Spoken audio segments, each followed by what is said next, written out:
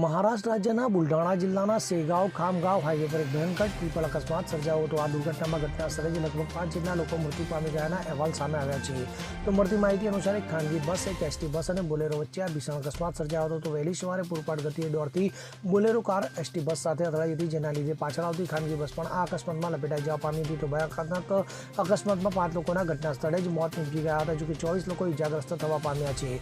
અકસ્માત એટલો ભયાનક હતો કે બોલેરો કારનો તો કચ્ચરગાન નીકળી જવા પામ્યો હતો, જોકે બસની પણ અકસ્માતની લપેટમાં આવી જતા ઇજાગ્રસ્તોનો આંકડો પણ 24 પહોંચી ગયો હતો. તો ઘટના વહેલી સવારે સર્જાઈ હતી. પોલીસને જાણકારી મળતા ત્વરિત કાર્યવાહી હાથ ધરવામાં આવી હતી અને ઇજાગ્રસ્તોને નજીકની હોસ્પિટલમાં સારવાર અર્થે ખસેડવામાં આવ્યા હતા.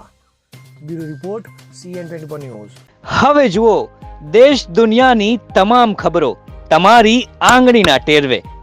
ઉઠાવો મોબાઈલ અને Google Play Store પરથી ડાઉનલોડ કરો અમારી CN24 ન્યૂઝ મોબાઈલ એપ.